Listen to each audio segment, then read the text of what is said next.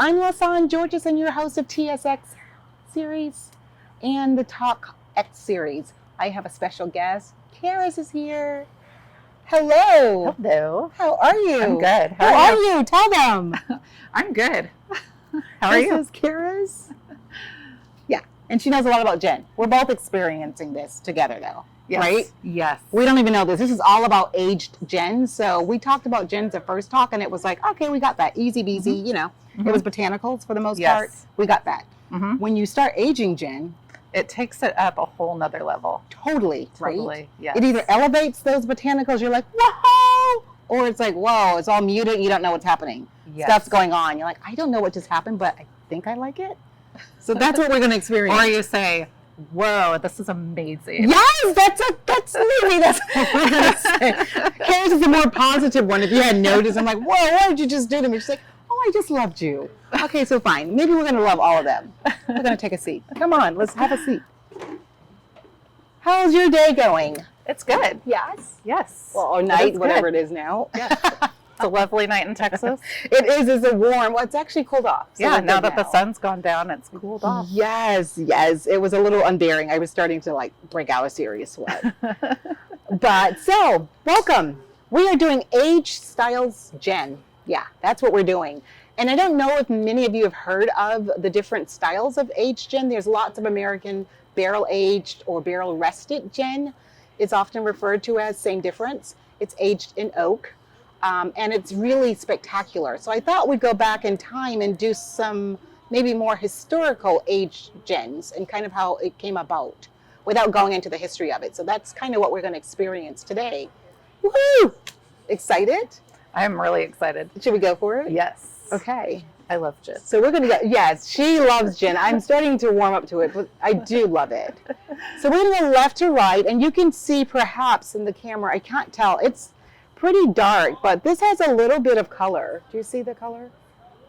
It's like a slight color of, I don't know, maybe you can see it against my hand. It's a slight color. It's slightly amber. Yes. Yeah. And so we know that's an indication of age because there's no way gin should have any sense of color. And this one does. So, and we did say they're all aged. Okay. Wow. This is very fragrant. This is fragrant all the way. Wow. I get the juniper. Juniper, hello. Yes. This is juniper ready. It's just, wow. It's herbal. Yeah, it's got a little bit of licorice. I would get definitely some coriander because there's pepper. It's interesting that it's aged. You would imagine some of these botanicals would be a little more muted, but this is rising to the nose. Yeah. It's like, whoa, are you sure you're aged? Well, color says you are, so, wow. What kind of vessel was it aged in? Well, it would definitely be an oak barrel and smaller ones, just knowing that we're actually going to not say what they are, because I do know what they are, and you may or may not know. But we're not going to say what they are right now, but it's definitely aged in smaller oak barrels. Okay. So it should have picked up more oak notes, but we're not getting that. No. Wow. I'm getting almost an astringency on the nose as well. It's very interesting. It's almost soap-like. The oak might highlight some of the herbal notes, I think. Perhaps that's what we're getting, the exaggerated information. Okay, let's give it a taste and see what we're getting.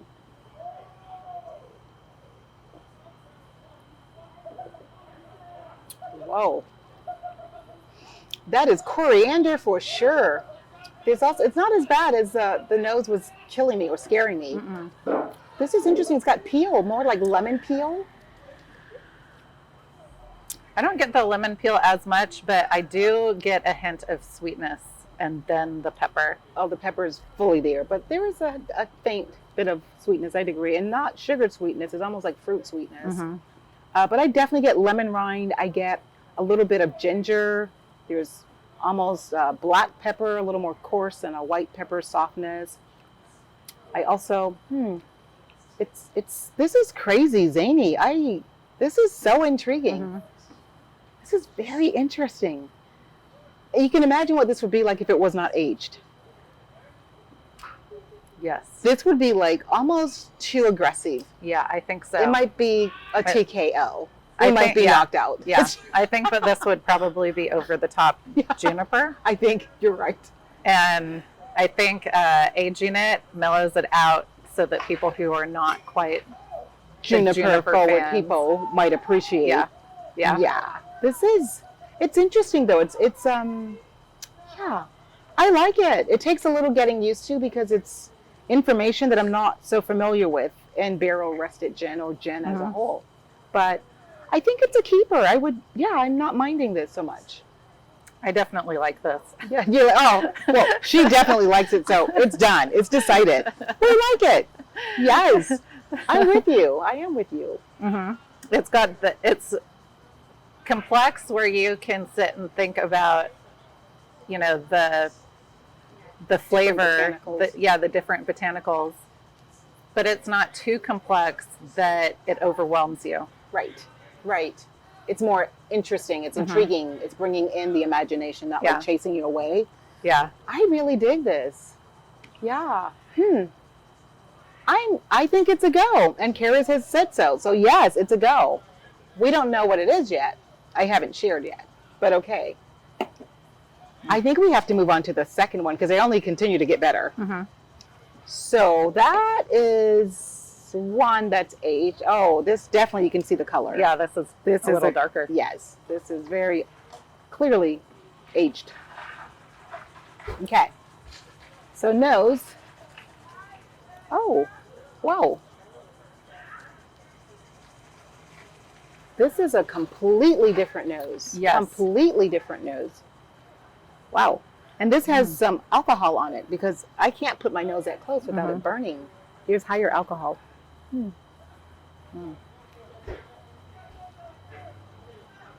This is a little floral. It's a lot floral. I'd agree with you. It also has a savoriness to it, which is shocking. Which now that I know which one this one is. Now, mind you, I really did not pour these, so I don't know which is which, but I know the 3 different gins that we're tasting.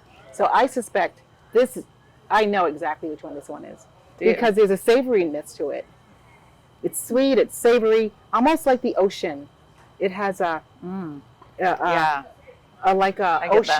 saltiness, a salinity that you're like, oh, where are you coming? What are you doing there? Yeah, this is so cool. The nose is exciting. It is. I think we have to taste this.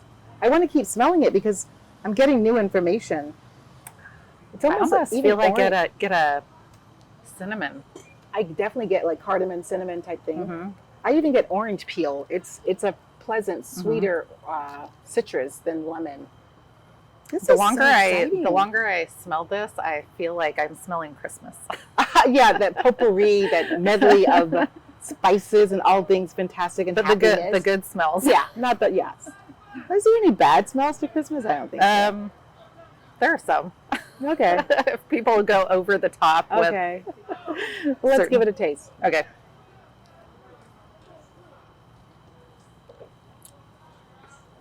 Wow. Wow. This is explosive. Wow. This gin is wild. Now, this is a wild child. Oh my. There is hardly any juniper. It's on the end. It comes on the end in the form of menthol almost. Oh my God, this is... But it's hidden. It's very discreet. Restrained. I agree with you. Oh my, I dig this one a lot. This is, and there's lots coming out still. Huh. I might have a new favorite gin. This is so seductive. This lures you in. You're like, what have you done to me? I don't know, but I think I'm enjoying every bit of you. This is so cool. Oh my goodness. It is still humming on my palate. This is crazy delicious. I can't even decipher what I'm tasting. It's all that. Wow. This is like cheers. We need to drink all of this. Oh my. Wow.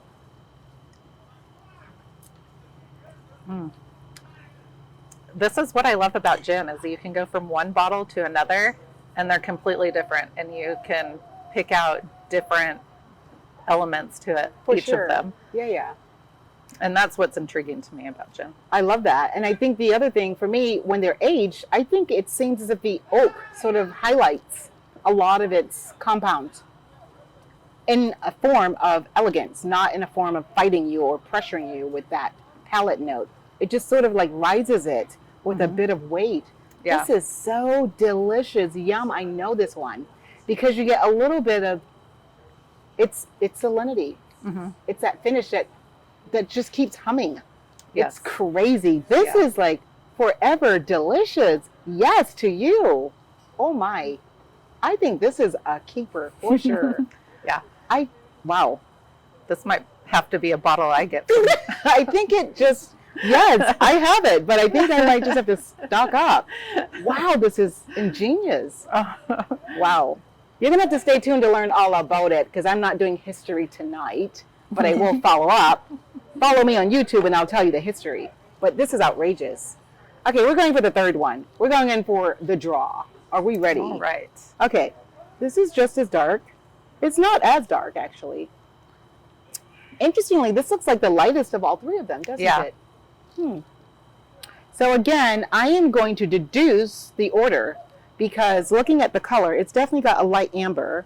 We have medium dark to darker, and this is lighter.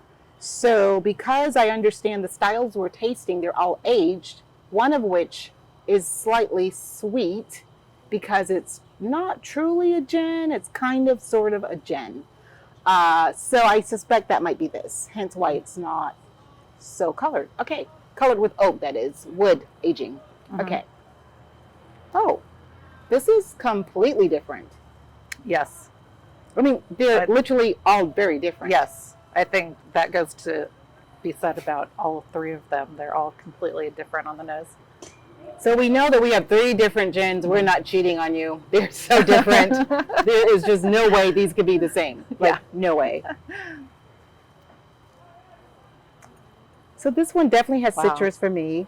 It has it almost has a scent of weight. And I suspect that's a sweetness. And it has a, almost a,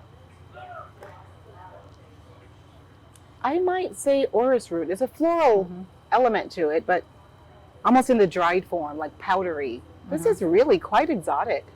I might be completely off base, but I feel like I'm smelling dough. Ah, yeastiness.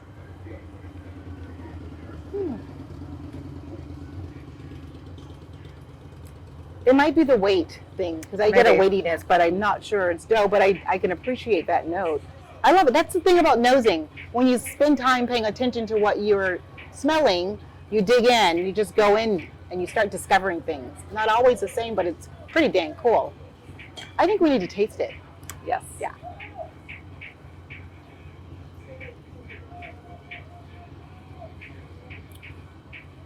Oh. Wow. This is different. Yeah, it is. Whew. Wow, this has heat on it. Yeah. A lot more heat than the other two. Whoa, lots more. Yeah. It's barely sweet, like minimally sweet. Yeah. Wow, this is distinctive. I think some people, I think a lot of people can't decipher the difference between the pepper heat, and the alcohol heat. Right. And I think these three are a good example because the others were definitely Pepper heat. This is alcohol heat. We're in 100% agreement. It's very fascinating. I think it's the way the sugar is creating this illusion of heat, along with the different botanicals, much like coriander, I suspect, because this is the lowest of ABV of all, but it had the more sugar. So we would want to taste this last so it doesn't affect the others. Yeah. But it's barely sweet. It's minimally sweet. Yeah, very minimal. But this is this is Juniper, which it's a geographically indicated type of style of gin, but it's not a gin.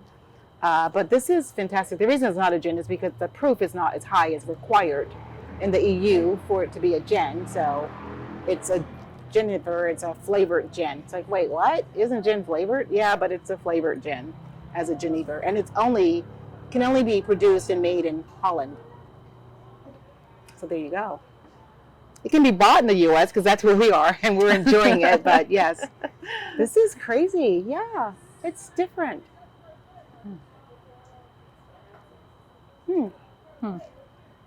I like it, but I will say it's probably not my favorite. I like it for sure. There's nothing about it that bothers me. I just find that it, for me, there's an odd sweetness. It almost goes flat in the center, and then a little bit of spice rises on the end. So I get a little conflicted, like it's a dysfunctional, disintegrated drink, where I'd rather there be a little more harmony notes where it connects. This feels like it starts, it stops, goes shallow, and it starts again. You know, it's like, what just happened? Did you stop the orchestra and start it again? You know, it's... Yeah, it goes a little hint of sweetness. Right. And then kind of bitter, and then you get the spice. Yeah. That's, I think, that's what my palate was picking up. Right. Yeah. I totally agree with you. Mine just goes kind of shallow in the center. The bitterness happens right after the sweetness, and it's a hollowness, and then the rise of spice. It's like, what did you just do? Did you, like, get dysfunctional on me? So I'm not sure I'm a huge fan, but I like the fact that this is bold juniper, and I love the fact that I'm tasting something historical and pretty cool, right? The middle one was really exciting. I was dying to try this, and I'm so excited. This is a Canadian gin. Canadian. It's from Quebec, of all places. Oh. It is the most exotic, alluring thing you've ever tried. You ought to try it. Saint Laurent du Gin. It is fascinating. That is just seductive.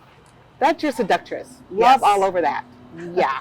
That's an X series. Yeah, she belongs right here. That's definitely a female, and it's quite lovely.